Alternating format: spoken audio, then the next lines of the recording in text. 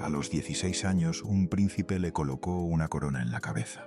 A los 33, Cantinflas le pidió que fuera su compañera de vida. A los 62 murió sola en una clínica, y ningún productor fue a darle el último adiós. Su nombre era Irán Eori, y lo que México le hizo a esta mujer fue un crimen que nunca tuvo consecuencia. Esta es la investigación que la industria del entretenimiento sepultó durante décadas. Hoy vas a descubrir 4 cosas que transforman todo lo que creías saber sobre ella. Primero, la grabación de una entrevista donde Irán revela con sus propias palabras qué fue exactamente lo que arruinó su romance con Cantinflas. No fue el trabajo, no fue la distancia, fue algo mucho más oscuro. Segundo, el secreto que Cantinflas ocultó durante 40 años sobre su hijo Mario Arturo. Un secreto que involucra a una mujer estadounidense, miles de dólares y un suicidio en un hotel de la Ciudad de México. Tercero, la carta que Irán conservó hasta el último día de su vida. Una carta que redactó después de abofetear a Cantinflas y que jamás envió. Y cuarto, el documento médico que revela qué enfermedad exacta la fue destruyendo durante 3 años mientras la industria actuaba como si no existiera. Te voy a avisar cuando llegue cada una. Si te marchas antes del final, te pierdes la parte que los productores de Detrás de la Fama más han intentado borrar. Porque esta mujer conquistó 3 continentes. Fue figura en España cuando España no tenía estrellas internacionales. Fue figura en México cuando México dominaba la televisión latinoamericana. Fue vista por cientos de millones de personas y murió sin que nadie le devolviera una llamada. Nadie la puso en primer lugar nunca, ni una sola vez en 62 años. Irán Eori nació el 21 de octubre de 1938. Pero no nació en España como muchos suponen. No nació en México, nació en Teherán, la capital de Persia. Y su verdadero nombre no era Irán, era Elvira Teresa Eori Sidi. Su padre se llamaba Frederick Emil Eori. Era diplomático austriaco, destinado en embajadas de Medio Oriente. Un hombre instruido, políglota, que dominaba media docena de idiomas y que había consagrado su existencia al servicio diplomático de Austria. Su madre se llamaba Ángela Sidi. Y aquí necesito que pongas mucha atención, porque este nombre va a aparecer una y otra vez. Ángela Sidi era una mujer judía sefardí de Estambul, descendiente directa de aquellos judíos que España expulsó en 1492 y que encontraron refugio en el Imperio Otomano. Los sefardíes preservaron durante siglos el español antiguo mezclado con hebreo. Lo llamaban ladino y Ángela lo hablaba con sus padres en las calles de Estambul. La historia de cómo se conocieron Frederick y Ángela parece extraída del cine. En 1936, Frederick estaba asignado en la embajada austríaca de Estambul. Una tarde, en un evento social, vio a una joven sefardí de belleza extraordinaria. El enamoramiento fue inmediato. Se casaron ese mismo año y 2 años después. Cuando Frederick fue transferido a Teherán, Ángela esperaba su primera y única hija. Conserva el nombre de la madre, Ángela Sidi. Lo vas a necesitar para comprender todo lo que viene después, porque esta mujer dominó la vida de Irán durante 64 años, hasta el último día. Ángela nunca puso a Irán primero. Siempre fueron sus temores, sus exigencias, sus condiciones. En marzo de 1938, 7 meses antes de que naciera Elvira, ocurrió algo que cambiaría el destino de millones de personas. Adolf Hitler anexó Austria al Tercer Reich mediante el Anschluss. De la noche a la mañana, Austria dejó de existir como nación independiente. Frederick Eori recibió la noticia en Teherán y tomó una resolución que salvaría a su familia. Renunció a su cargo diplomático. No estaba dispuesto a representar al régimen nazi. No estaba dispuesto a servir a Hitler. Piensa en lo que eso significaba. Un diplomático en la cúspide de su carrera, con una esposa embarazada, renunciando a todo, quedándose sin empleo, sin patria, sin porvenir seguro, sin la red de protección que el servicio diplomático ofrecía. Pero Frederick sabía algo que muchos no querían ver. Sabía que los nazis iban a perseguir a los judíos. Había escuchado los discursos de Hitler, había leído los periódicos alemanes, había visto cómo trataban a los judíos en Viena después de la anexión y su esposa era judía. Su hija, que estaba por nacer, sería judía según las leyes raciales nazis. No había opción. Quedarse significaba arriesgarlo todo. Huir significaba comenzar de cero. Frederick eligió comenzar de cero. Lo que vino después fue una huida que duró 11 años. 11 años de maletas y fronteras, de documentos falsos y sobornos, de miedo constante y esperanza terca. Primero Francia. Llegaron a París cuando Elvira tenía apenas meses de nacida, pero en 1940, cuando los nazis invadieron Francia, tuvieron que escapar otra vez. Esta vez el destino fue Casablanca. Sí, la misma Casablanca de la película de Humphrey Bogart, la ciudad marroquí que durante la guerra se convirtió en refugio de miles de europeos que huían del nazismo. Espías, refugiados, aventureros, diplomáticos caídos en desgracia. Irán vivió su infancia en ese escenario de película desde los 2 hasta los 11 años, aprendiendo idiomas en las calles, escuchando relatos de guerra, viendo cómo llegaban familias destrozadas, buscando un barco hacia América. Esa infancia de refugiada la marcó para siempre. Décadas después, cuando los médicos le diagnosticaran la enfermedad que la mataría, ella seguiría resistiendo como había aprendido en Casablanca. Pero eso viene más adelante. Hay un detalle que ella reveló en una entrevista muchos años después. Un detalle que define quién era esta mujer. Irán hablaba 7 idiomas. 7: francés, español, inglés, italiano, portugués, turco y alemán.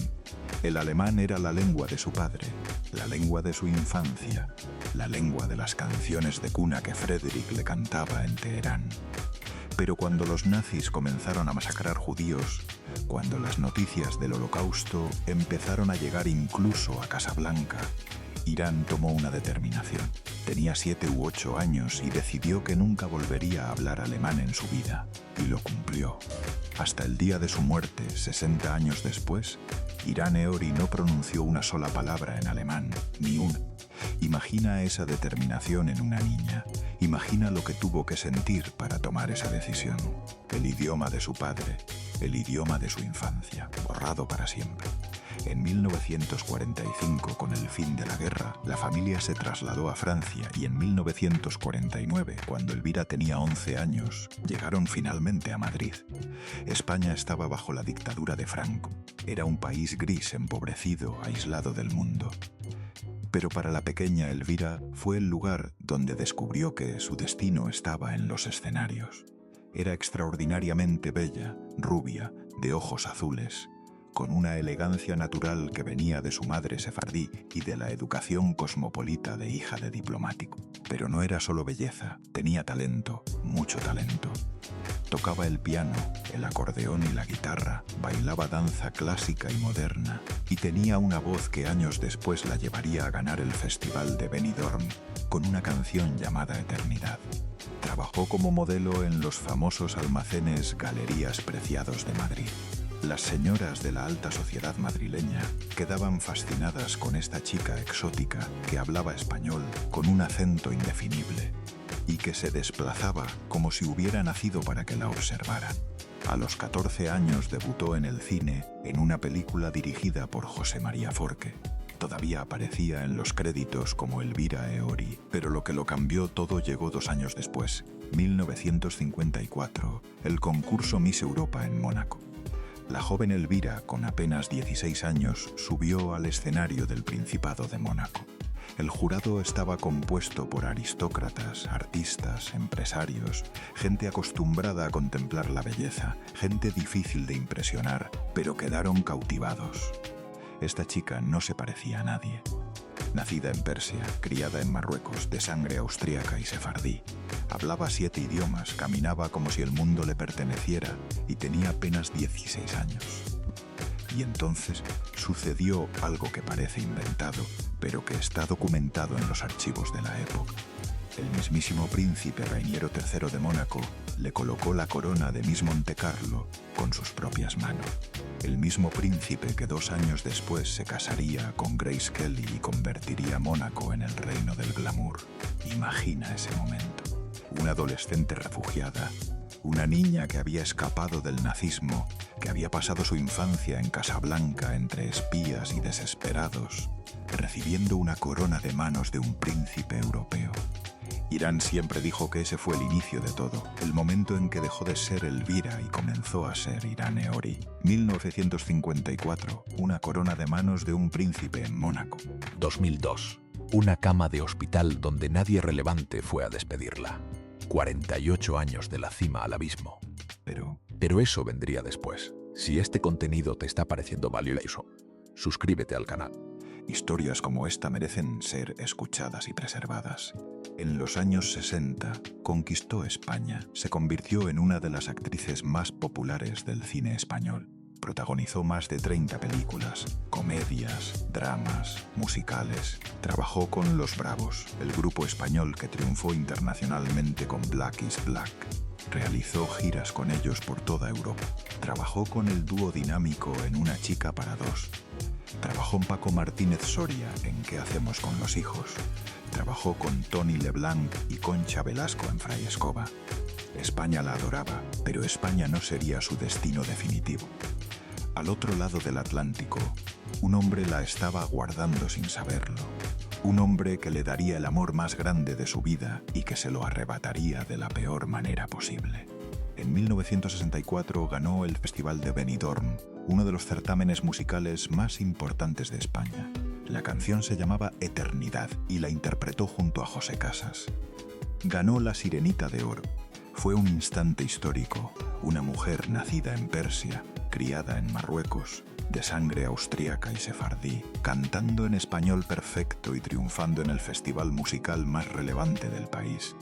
España la adoptó como propia. Grabó varios discos de música romántica que hoy son objetos de colección. Cuando aparecen en el mercado se venden a precios que asombran a los coleccionistas. Discos de vinilo que capturaron la voz de una mujer que sabía transmitir emoción con cada nota. Pero la fama tiene un precio. Y en 1967 ocurrió algo que sacudió a toda España. Algo que marcaría su trayectoria para siempre. Prepárate porque lo que te voy a contar ahora fue el principio del fin de su carrera en España. El programa se llamaba Historia de la Frivolidad. Lo dirigía Narciso Ibáñez Serrador, el genio que después crearía un 2-3. Era una sátira brillante sobre la historia del erotismo y la censura a lo largo de los siglos. Irán apareció en una de las escenas más memorables, vestida con una armadura medieval completa, casco, pechera, guanteletes, todo. Y entonces, lentamente, ante millones de españoles que miraban sus televisores en blanco y negro, comenzó a despojarse de cada pieza de metal, una por una, hasta quedar en bikini. Fue el primer striptease transmitido en la televisión española. El escándalo fue monumental. El censor oficial de TV amenazó con dimitir si el programa se emitía. El especial, que originalmente iba a llamarse Historia de la Censura, tuvo que cambiar de nombre. Finalmente se transmitió a medianoche, después del himno nacional y del supuesto cierre de la programación. La gente se quedaba despierta esperando. La noticia corrió de boca en boca. Millones de españoles lo vieron. El país entero habló de Irán Eori al día siguiente, en los cafés, en las oficinas, en los mercados. La mujer de la armadura se convirtió en tema de conversación nacional. Visto hoy, era un striptease muy pudoroso, un bikini conservador, nada que no se viera en cualquier playa mediterránea. Pero en la España de Franco, donde la censura vigilaba cada centímetro de piel, fue una revolución. Irán recibió críticas despiadadas de sectores conservadores, pero también recibió admiración de quienes la veían como un símbolo de libertad. Una mujer que se atrevía a desafiar las reglas en un país donde las normas lo controlaban todo. Y aquí viene algo que casi nadie conoce. Algunos historiadores del cine español consideran que este escándalo influyó en la decisión de Irán de abandonar España. 2 años después recibió una invitación que transformaría su vida para siempre. Yolanda Vargas Dulce, la reina de las historietas mexicanas, la creadora de Memín Pinguín y decenas de cómics que se convertían en telenovelas. La mujer más poderosa del entretenimiento mexicano de la época. Yolanda quería Irán para protagonizar la versión cinematográfica de su historia más célebre, Rubí. El personaje era perfecto para ella. Una mujer extraordinariamente bella pero despiadada, ambiciosa hasta la médula, manipuladora, capaz de destruir amistades, matrimonios, familias enteras con tal de conseguir riqueza y poder.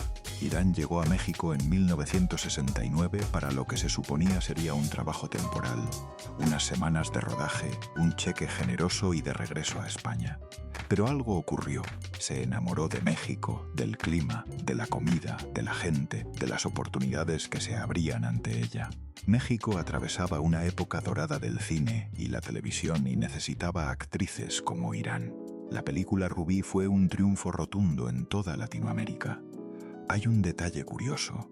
Como Irán conservaba su acento español, su voz tuvo que ser doblada por la actriz Norma Lazareno. Pero esto no impidió que el público la adorara. Lo que iba a ser un viaje pasajero se convirtió en una decisión de vida. Irán eligió quedarse. México se convertiría en su segunda patria, como ella misma lo nombraba. Aprendió a amar la comida mexicana, los tacos, los chiles, las salsas que quemaban pero que no podía dejar de probar. Aprendió a amar el clima eterno de primavera de la Ciudad de México, los volcanes nevados que se divisaban desde la azotea, las jacarandas floreciendo en marzo y sobre todo aprendió a amar a la gente. Los mexicanos la recibieron con los brazos abiertos.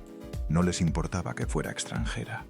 La adoptaron como propia, la querían en la pantalla, la querían en la calle, la reconocían y la saludaban con afecto. Tal vez tú también has tomado decisiones así, algo que parecía pasajero y que terminó definiéndote para siempre. Un viaje que iba a durar semanas y que se convirtió en toda una vida, un lugar que visitaste y del que nunca te marchaste. Pero lo que Irán no sabía era que México le daría el amor más grande de su vida y también la traición más cruel. Fue durante la grabación del Amor tiene cara de mujer, una telenovela que permaneció casi 3 años al aire entre 1971 y 1973. 3 años. Hoy las telenovelas duran meses. Esta llegó a casi 1000 episodios. Irán compartía pantalla con Irma Lozano, Lucy Gallardo, Silvia Derbez y Anel. Formaron una amistad que duraría décadas. Irán siempre dijo que fue su telenovela favorita, precisamente por ese grupo de mujeres que se convirtió en familia. Y ahí, en los pasillos de Detrás de la Fama, conoció al hombre más famoso de México, Mario Moreno, Cantinflas. Él tenía 60 años, ella tenía 33, 26 años de diferencia. Cantinflas había enviudado en 1966. Su esposa, Valentina Ivanova, había fallecido de cáncer óseo después de una prolongada enfermedad. La había amado profundamente. Su muerte lo sumió en una depresión que duró años. Cuando conoció a Irán, algo se encendió dentro de él. El flechazo fue instantáneo. Atención, porque aquí llega la primera de las 4 cosas que casi nadie se atreve a revelar sobre Irán Eori. ¿Qué vio Cantinflas en ella? Los cronistas de la época tenían una teoría que nunca se atrevieron a publicar abiertamente. Irán reunía todas las características que atraían al comediante. Rubia, de ojos azules, elegante, culta, cosmopolita. Pero había algo más en algo que quienes conocían bien a Cantinflas notaron de inmediato. Irán tenía un aire parecido a Natasha Hellman. ¿Quién era Natasha Hellman? La esposa de Jack Hellman, el socio y mejor amigo de Cantinflas durante décadas. Jack era el cerebro financiero detrás del imperio de Cantinflas y Natasha era su compañera, una mujer rubia, de ojos azules, elegante, culta, de origen europeo. Y aquí viene lo que nadie dice en voz alta, pero que circulaba en los corrillos de la industria. Cantinflas estuvo secretamente enamorado de Natasha Hellman toda su vida. Un amor imposible, la esposa de su mejor amigo. Irán era su reflejo, su versión posible, la mujer que podía amar sin traicionar a nadie. Y aquí viene la segunda revelación de inmediato, porque estas dos verdades están conectadas. El secreto que Cantinflas guardó durante 40 años, la verdad sobre el origen de su hijo. Cantinflas era de la vieja escuela. Flores que llegaban al camerino de Irán cada jornada. No cualquier flores, rosas rojas importadas, orquídeas exóticas, arreglos que costaban fortunas y que inundaban el pequeño camerino de color y perfume. Regalos costosos aparecían sin previo aviso. Joyas de las mejores casas de la Ciudad de México, vestidos diseñados especialmente para ella. Cantinflas quería que Irán supiera lo que significaba para él. Le escribía cartas de amor a mano con una caligrafía impecable que había perfeccionado durante años. Cartas extensas donde le hablaba de sus sentimientos, donde le prometía un porvenir juntos, donde le juraba que ella era la mujer que había aguardado toda su vida. Las cenas románticas eran legendarias, los restaurantes más exclusivos de la Ciudad de México, mesas privadas donde nadie los perturbara, horas conversando de todo y de nada, descubriéndose, enamorándose. Irán cayó completamente enamorada. Años después, cuando todo terminara, ella redactaría una carta que nunca envió, una carta que preservó hasta el día de su muerte. Llegaremos a esa carta y cuando la escuches vas a entender todo. Aquí hay algo importante que comprender. Irán no era una cazafortuna. No necesitaba el dinero de Cantinflas. Tenía su propia carrera exitosa, sus propios contratos, su propia fama. Lo amó por él, por el hombre detrás del personaje, por el Mario Moreno que muy pocos conocían. Cantinflas estaba decidido a casarse con ella. Le habló de matrimonio, de formar una familia, de envejecer juntos. Por primera vez en su vida, Irán creyó que alguien la pondría en primer lugar. Pero había un obstáculo que ninguno de los dos pudo superar. Un obstáculo con nombre y apellido. Mario Arturo Moreno Ivanova, el hijo de Cantinflas. Y aquí viene la segunda revelación. El secreto que Cantinflas guardó durante 40 años, la verdad sobre el origen de su hijo. Guarda esto, porque cuando entiendas quién era Mario Arturo, comprenderás por qué destruyó el único amor verdadero de su padre. Mario Arturo no era hijo adoptivo, como decían los comunicados oficiales, como repetían los publicistas, como afirmaba la versión maquillada que Cantinflas contaba en las entrevistas. Era su hijo biológico, de su propia sangre. La madre se llamaba Marion Roberts, una joven estadounidense de 21 años que había llegado a México buscando trabajo en el cine. Era hermosa, era ingenua y se cruzó en el camino de Mario Moreno en el momento equivocado. Cantinflas tuvo un afaire con ella. Ella quedó embarazada y lo que vino después fue un arreglo que hoy sería impensable, pero que en el México de los años 50 era más habitual de lo que nadie admitía. Cantinflas le compró el bebé, una fortuna que en aquella época podía adquirir una casa. Marion aceptó el dinero a cambio de firmar documentos que la hacían desaparecer de la vida de su hijo para siempre, a cambio de no reclamar jamás, a cambio de fingir que no había ocurrido nada. ¿Qué pasó con Marion Roberts después? Se gastó el dinero rápido. Las malas lenguas de la época, las que susurraban en los cafés de la zona rosa, decían que lo gastó en drogas, que llegó a México soñando con ser estrella y terminó siendo adicta. Y después, en un hotel de la Ciudad de México, cuyo nombre nadie quiere recordar, Marion Roberts se arrojó por la ventana. Cayó varios pisos, murió al instante. Una joven estadounidense de 20 tantos años que había tenido un hijo con el hombre más famoso de México y que terminó destruida. Nunca se investigó como homicidio. El caso se cerró como suicidio. Los periódicos no publicaron una línea y Cantinflas se aseguró de que la historia nunca saliera a la luz. Pagó lo que tuvo que pagar, habló con quien tuvo que hablar y Marion Roberts fue borrada de la historia. Mario Arturo creció creyendo que era adoptado, que su madre biológica era una mujer desconocida que lo había abandonado. No supo la verdad hasta 1978, cuando alcanzó la mayoría de edad y alguien le mostró los documentos. Y ahora que sabes esto, lo que viene cobra sentido. Porque un niño que carga con ese origen, con esa mentira, con esa madre muerta que nunca conoció, ese niño es una bomba de tiempo. Pero en 1971, cuando su padre comenzó a salir con Irán, Mario Arturo tenía 11 años y aunque no conocía la verdad sobre su madre, algo dentro de él se quebró al ver a otra mujer ocupando el lugar de Valentina. Desde que descubrió el romance, Mario Arturo comenzó una campaña de hostigamiento sistemático contra Irán. La trataba con desprecio delante de su padre, la ignoraba. Le hacía desplantes en público y le decía cosas horribles a Cantinflas, cosas que un hijo no debería decirle a su padre. Eres muy viejo para ella. Mírate en el espejo sin dientes. Una mujer como Irán está mejor para mí que para ti. Esas palabras exactas. Un niño de 11 años comparándose con su padre, sugiriendo que él sería mejor partido para Irán, humillándolo. La situación se fue deteriorando año tras año. Irán intentaba acercarse al niño, ganarse su afecto, demostrarle que no venía a reemplazar a nadie. Pero Mario Arturo la rechazaba con una hostilidad que iba más allá de los celos normales de un hijo. Hacía desplantes en la mesa, se levantaba cuando ella se sentaba, le respondía con monosílabos cuando le hablaba. A veces simplemente la ignoraba como si no existiera. Cantinflas intentaba mediar, pero cada vez que defendía a Irán, Mario Arturo montaba escenas, llanto, gritos, amenazas de marcharse de la casa. El niño sabía exactamente qué botones presionar. Y entonces, en 1973, llegó el momento que lo destruyó todo. Mario Arturo tenía 13 años. Una tarde, después de otra discusión sobre Irán, miró a su padre a los ojos y le dijo: «Si te casas con Irán, me voy a quitar la vida para irme al cielo con mi mamacita».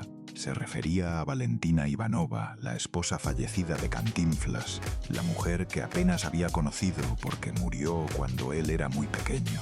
Piensa en eso un momento.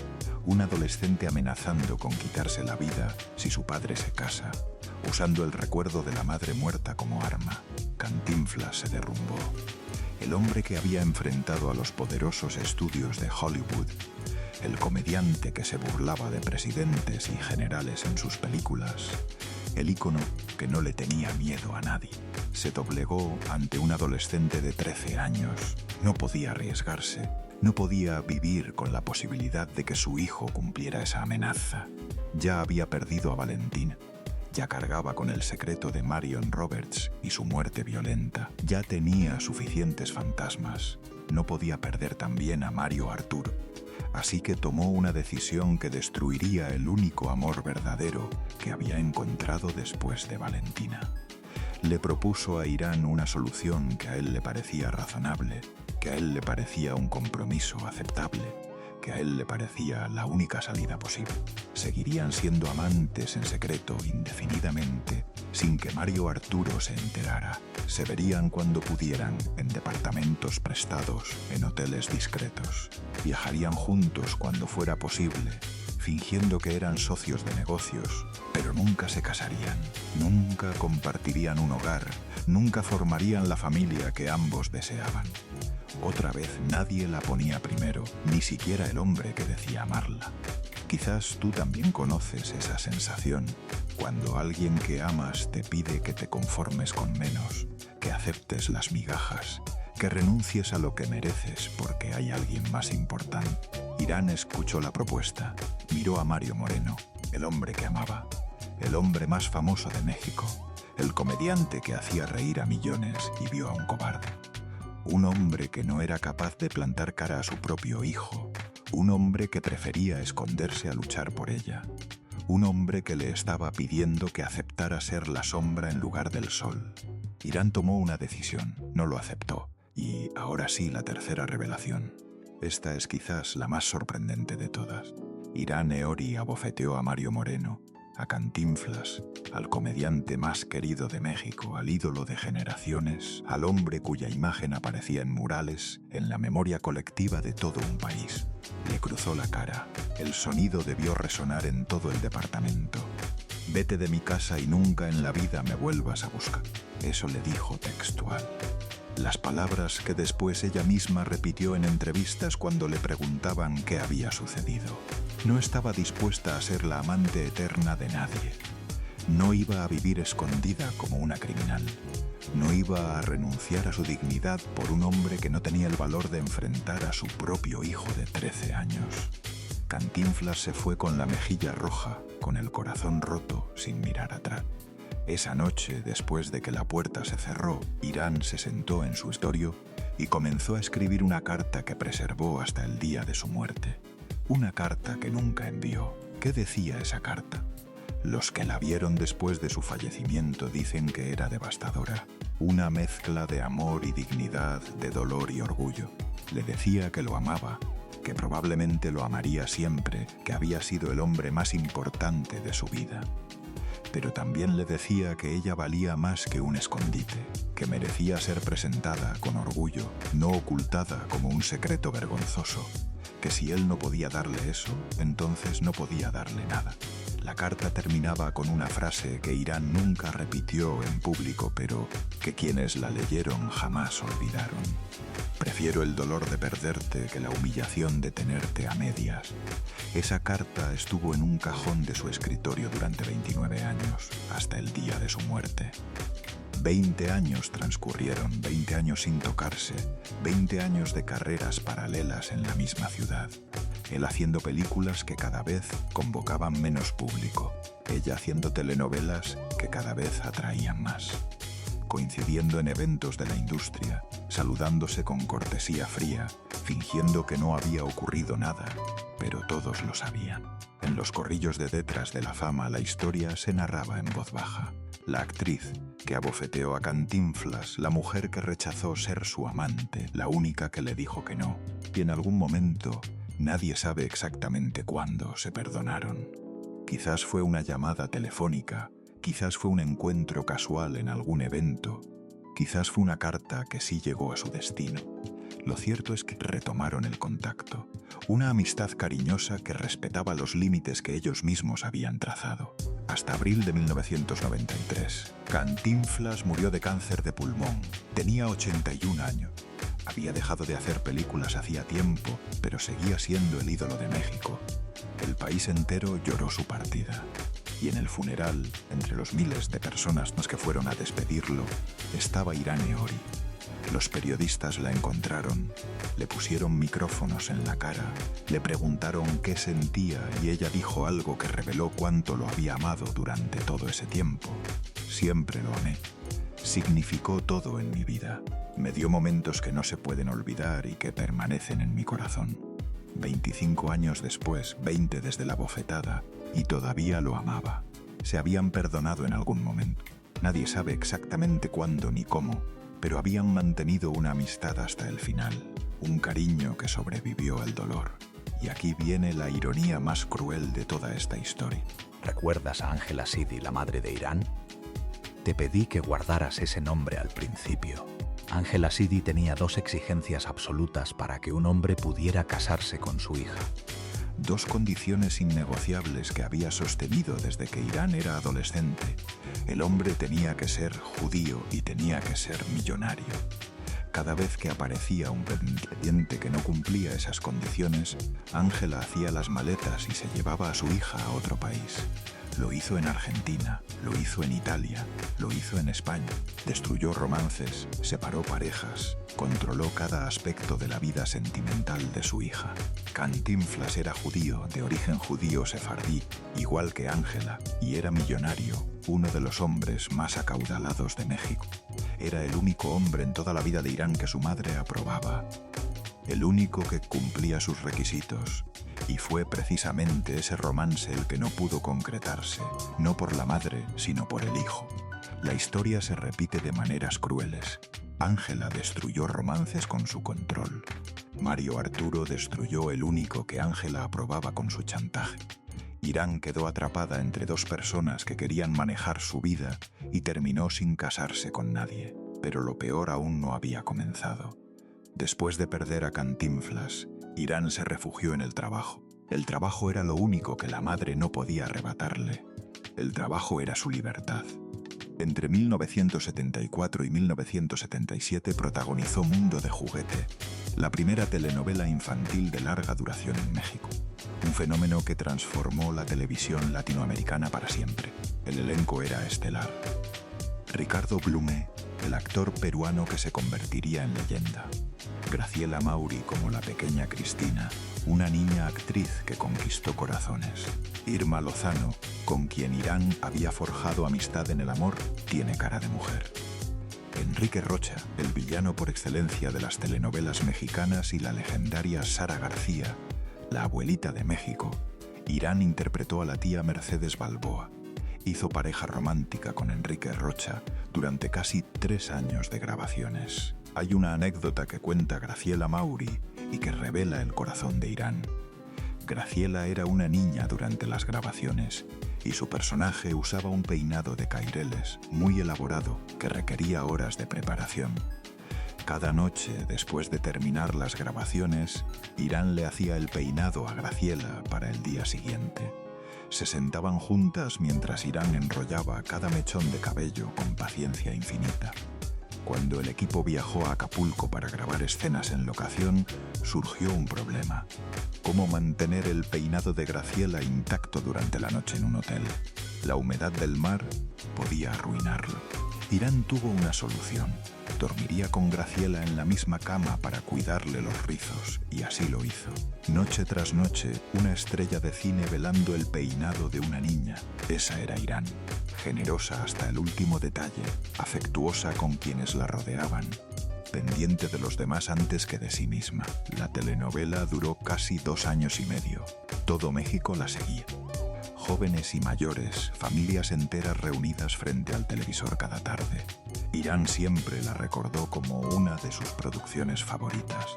Después vinieron más éxitos, muchos más, demasiados para contarlos todos, pero cada uno de ellos escondía la misma realidad. Una mujer que triunfaba en pantalla mientras su vida personal se desmoronaba en silencio. Doménica Montero en 1978. La primera versión de lo que después sería Soy tu dueña. Irán la protagonizó cuando tenía 40 años y seguía siendo deslumbrante. Los críticos dijeron que se encontraba en la cúspide de su belleza y su talento. Princesa entre 1984 y 1986. Otra protagonista, otra historia de amor imposible que resonaba extrañamente con su propia existencia. Cuando llega el amor en 1989, junto a una jovencísima Lucero que apenas comenzaba su carrera. Irán ya era una veterana respetada que ayudaba a los nuevos talentos a encontrar su lugar. La pícara soñadora en 1991, donde interpretó a doña Marcelina Rothschild. Un dato curioso: ese papel fue ofrecido originalmente a Silvia Pinal, la diva máxima de México. Silvia lo rechazó por razones que nunca explicó. Irán lo tomó y lo interpretó tan bien que repitió el personaje en Carrusel de las Américas. María la del Barrio en 1995, la telenovela que lanzó a Thalía al estrellato internacional. Irán interpretó a Victoria Montenegro, la tía de la famosa villana Soraya Montenegro, interpretada por Itatí Cantoral. La escena se convirtió en meme décadas después, pero Irán era parte de esa familia televisiva que cautivó al mundo. La telenovela se transmitió en más de 100 países, desde Filipinas hasta Rusia, desde Brasil hasta Europa del Este. Irán Eori entraba en hogares de todo el planeta. La usurpadora en 1998, otra vez con un elenco estelar, otra vez millones de espectadores. Esta telenovela llegó a más de 200 países, fue traducida a decenas de idiomas, generó remakes en media docena de naciones. 1998, en 200 países veían su rostro cada noche. 2002, en su funeral había menos de 20 personas. 4 años del mundo entero al olvido total. Irán Eori fue vista por cientos de millones de personas en todo el mundo. Gente que nunca pisó México, gente que no hablaba español, gente que la conocía solo por sus personajes, pero que sentía que la conocía de verdad. Y durante todo ese tiempo, una sombra la acompañaba, una presencia constante que controlaba cada aspecto de su vida. Su madre nunca la dejó ir. Ángela Sidi vivió con Irán toda la vida, desde que nació en Teherán hasta que la madre falleció en 2003. 64 años compartiendo techo, 64 años de control absoluto, 64 años de una hija que nunca pudo decir no. Irán nunca tuvo casa propia, nunca se independizó, nunca tuvo un espacio que fuera solo suyo. Vivían juntas en un departamento de la colonia Nápoles en la Ciudad de México. Ángela lo decidía todo: qué se comía, a qué hora se dormía, quién podía visitar, quién no. Irán era una estrella internacional que llenaba teatros y dominaba ratings, pero en su casa seguía siendo la hija obediente que acataba lo que su madre ordenaba. Las amigas de Irán narraban historias en voz baja. cómo Ángela la llamaba al camerino durante las grabaciones para verificar dónde estaba, cómo revisaba su correspondencia, cómo opinaba sobre cada vestido, cada peinado, cada decisión. Era un control disfrazado de amor. Lo hago por tu bien. Yo sé lo que te conviene. Sin mí estarías perdida.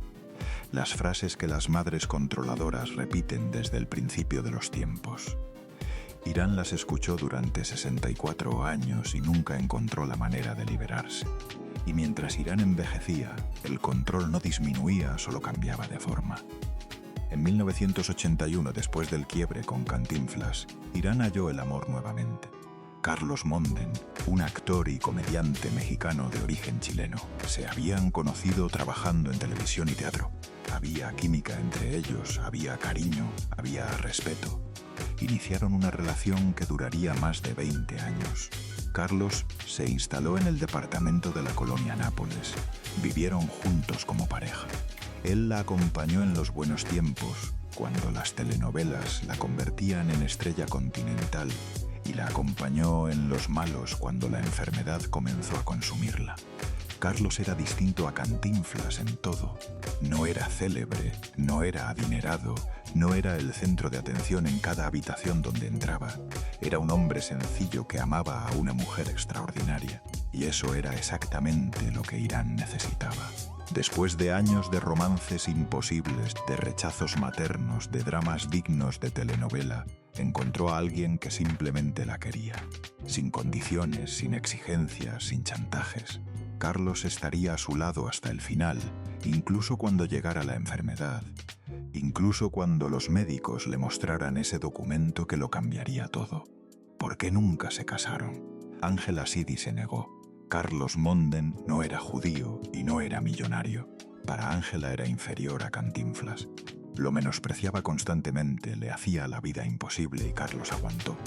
Amaba a Irán lo suficiente como para soportar a su suegra. Amaba a Irán lo suficiente como para aceptar que nunca serían marido y mujer. Tal vez tú también sabes lo que es cargar con algo que nunca le has contado a nadie. Ese peso invisible que llevas desde hace años, esa decisión que no tomaste, esa libertad que nunca reclamaste, esa persona a la que nunca le dijiste basta. Irán cargó con su madre hasta el final y quizás se preguntó 1000 veces qué hubiera ocurrido si un día hubiera hecho las maletas y se hubiera ido. Si hubiera elegido a Cantinflas, aunque Mario Arturo amenazara. Si hubiera elegido a Carlos Monden, aunque Ángela protestara. Si hubiera elegido por una vez a sí misma. Pero no lo hizo y el tiempo se agotó. En los últimos años, Ángela se había convertido en lo que algunos describían como una tirana inválida, una anciana que desde su silla ejercía el mismo dominio de siempre. La historia se repetía de manera cruel.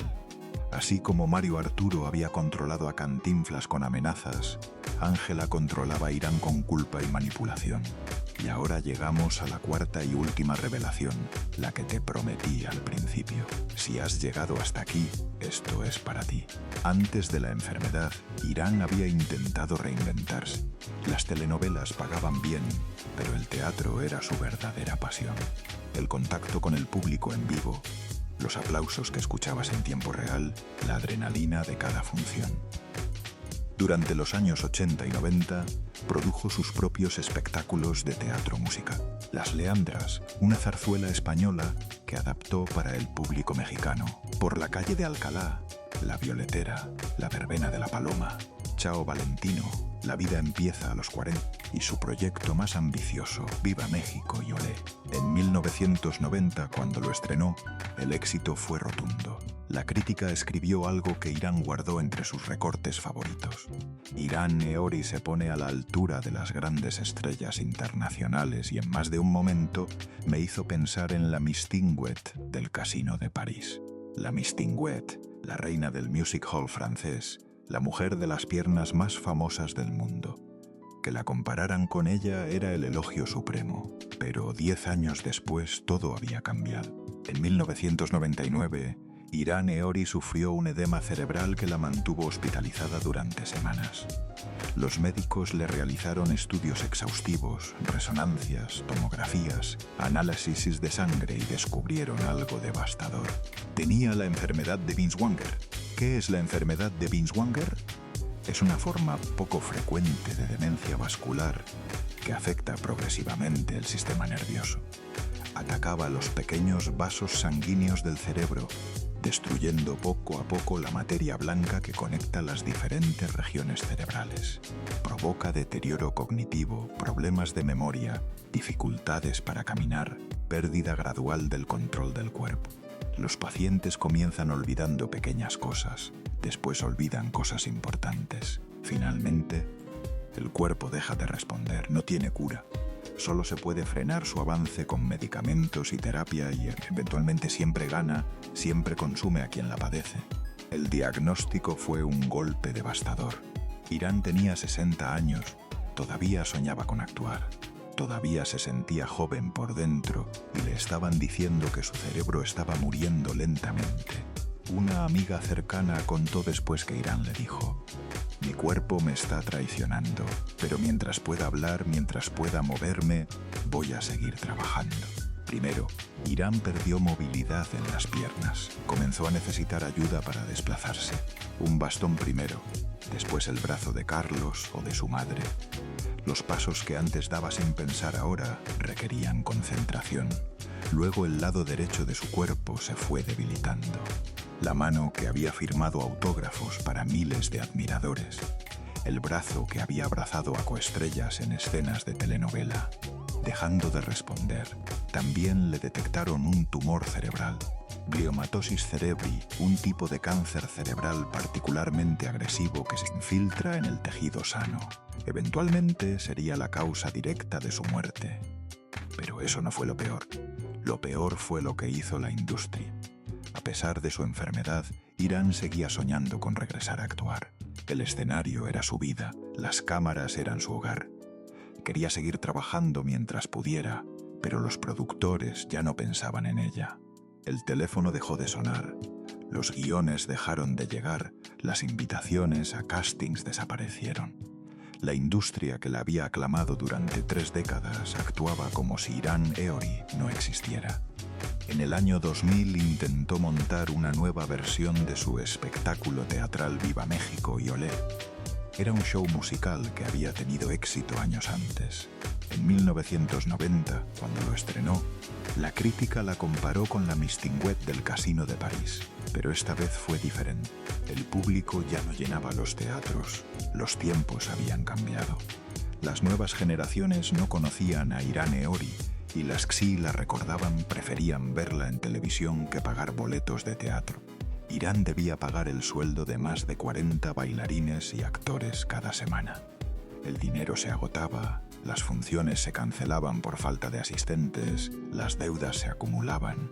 El fracaso fue estrepitoso. Tuvo que cerrar el espectáculo antes de tiempo. Tuvo que despedir a gente que dependía de ella. Tuvo que enfrentar a acreedores que querían cobrar lo que les debía. Este golpe la sumió en una depresión profunda. No era solo el dinero, era la confirmación de que el público la había olvidado, que los tiempos habían cambiado, que ella ya no importaba. El estrés aceleró el deterioro de su salud. Los médicos le indicaron que debía descansar, que el cuerpo no resistía más, que si continuaba así la enfermedad avanzaría más rápido. Las ofertas de trabajo desaparecieron por completo. Los teléfonos de los productores que antes la convocaban para cada proyecto, ahora permanecían mudos. Los directores que la habían dirigido durante décadas ya no la consideraban para ningún papel. A partir de entonces, Irán Eori dejó de existir para la industria, para el mundo del espectáculo que había sido su hogar durante 40 años. La industria tampoco la puso primero. La utilizó cuando servía, la desechó cuando dejó de servir. ¿Sabes qué hizo en sus últimos años? Sin trabajo, con una enfermedad que la consumía lentamente, con una madre anciana que seguía controlándola, con un cuerpo que cada día le respondía menos. Comenzó a dar clases gratuitas de actuación en escuelas marginadas. Iba a colonias humildes de la Ciudad de México, lugares donde las calles no estaban pavimentadas, donde los niños jugaban entre escombros, donde los sueños parecían un lujo imposible.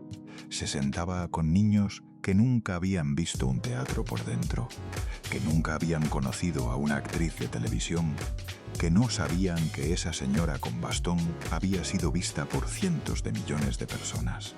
Les enseñaba a proyectar la voz, a moverse en escena, a perder el miedo al público, a creer que podían ser algo más de lo que el mundo les decía que podían ser. No cobraba nada. Era su manera de aportar algo cuando ya nadie le daba nada a ella. Su manera de sentirse útil cuando el mundo le había dicho que ya no servía. Algunos de esos niños todavía la recuerdan. Hablan de la señora elegante que llegaba en taxi a su escuela, que les hablaba de escenarios y aplausos, que les hacía sentir importantes. Su última aparición en televisión fue en 2001, una telenovela infantil llamada Aventuras en el tiempo con Belinda. Irán interpretó a la versión anciana del personaje de Belinda. Unas pocas escenas, un papel pequeño. Pocos sabían que sería su despedida de las pantallas. Su última presentación pública fue en un programa de Marta Susana transmitido por Univisión en Estados Unidos. 2 semanas después de esa aparición, el destino le cobró la última factura. Lo que viene es difícil de narrar, pero es necesario. Quizá tú también has sentido eso alguna vez. Cuando por fin estás listo para descansar, cuando has entregado todo lo que tenías y la vida te dice que ya no hay lugar para ti. Viernes 8 de marzo de 2002. Irán se desmayó en su departamento de la colonia Nápoles. Carlos Monden la encontró en el piso. Llamó a la ambulancia. La trasladaron de urgencia al Hospital Inglés de la Ciudad de México. Llegó consciente, pudo hablar con los médicos, pudo despedirse de Carlos. Los análisis revelaron lo peor. Había sufrido una hemorragia cerebral masiva. El tumor y la enfermedad de Binswang habían destruido demasiado. No había nada que hacer. Poco tiempo después cayó en coma. Carlos se quedó a su lado día y noche, sosteniéndole la mano aunque los médicos le dijeran que probablemente no podía sentirlo, hablándole aunque probablemente no podía escucharlo, contándole recuerdos de sus 20 años juntos, los viajes, las risas, las noches de estreno, los domingos tranquilos. Ángela también estaba ahí, la madre que había controlado cada segundo de su vida durante 64 años. Ahora era una anciana frágil sentada en una silla de hospital viendo morir a su única hija. Todo el control del mundo no había servido para evitar esto. Domingo, 10 de marzo de 2002, 7:35 de la mañana. Los monitores del hospital comenzaron a sonar diferente. El ritmo del corazón se hizo irregular. Los médicos entraron corriendo, pero no había nada que hacer. Irán Eori falleció a los 62 años de edad. Carlos Monden, el hombre que la amó más de 20 años sin poder casarse con ella, fue quien comunicó la noticia a la prensa. Salió del hospital con los ojos enrojecidos. Los periodistas lo rodearon y él, con la voz quebrada, dijo: «Fue una persona muy querida por el público y por sus compañeros de trabajo. Dejó un legado importante después de muchos años de actuación». El funeral se realizó ese mismo día en el Panteón Español. Asistieron Silvia Pinal, Julieta Egurrola y algunos compañeros del medio, muy pocos. Piensa en eso. Una mujer que había sido vista por cientos de millones de personas, que había trabajado en más de 60 producciones entre cine, televisión y teatro, que había conquistado 3 continentes y en su funeral había un puñado de asistentes. La industria que la había convertido en estrella no se molestó en despedirla. Los productores que la habían contratado durante décadas no aparecieron. Los directores que la habían dirigido enviaron coronas de flores, pero no sus cuerpos. Las actrices jóvenes que habían crecido viéndola ni siquiera supieron que había muerto. Irán Eori se fue del mundo casi en silencio. Su cuerpo fue cremado. Sus cenizas fueron colocadas en una urna pequeña, y esa urna fue sepultada junto a las de su padre Frederick en el Panteón de las Lomas en Naucalpan de Juárez. El diplomático que renunció a todo por salvarla. reunidos finalmente en la muerte. Y aquí viene el dato que cierra el círculo de esta historia. Ángela Siri, la madre que controló cada segundo de su existencia, murió apenas un año después, en mayo de 2003. 64 años controlando a su hija y solo un año sobreviviéndola. Y Carlos Monden, el amor que nunca pudo ser su esposo, murió el 22 de abril de 2011, 9 años después que Irán. Nunca se volvió a casar. Si llegaste hasta aquí, significa que esta historia te importó. Suscríbete al canal para que historias como la de Irán sigan llegando a quienes las merecen escuchar. Irán Eori fue una mujer extraordinaria. Nació en Teherán. Creció escapando del nazismo. Fue coronada por un príncipe. Conquistó España, México, Argentina y Venezuela. Hablaba 7 idiomas, tocaba 3 instrumentos, cantaba, bailaba. Actuó en más de 30 películas entre España, México, Argentina e Italia. Más de 30 telenovelas, decenas de obras de teatro musical, discos de música romántica que hoy son objetos de colección. Vista por cientos de millones de personas en más de 200 países. Una carrera que muchas actrices solo pueden soñar. Un talento que cruzó fronteras y generaciones. Una belleza que cautivó a príncipes y comediantes. Y nunca se casó, nunca tuvo hijos, nunca se independizó de su madre. Murió olvidada por la industria que la aclamó. Nadie la puso primero. Pero ella sí se puso primero una vez, una sola vez, cuando abofeteó a Cantinflas y le dijo que se marchara de su casa. Cuando eligió su dignidad sobre el amor, cuando decidió que prefería estar sola antes que ser la sombra de alguien. Esa fue la única vez y le costó todo. Hay una frase que ella dijo en una entrevista sobre su ruptura con Cantinflas, una frase que resume toda su vida en 5 palabras. Su hijo fue una persona muy cruel. 5 palabras, pero dentro de ellas está toda la historia. El amor que pudo ser y no fue. La familia que nunca tuvo. Los hijos que nunca nacieron. La libertad que nunca conoció. El final solitario que nadie merece.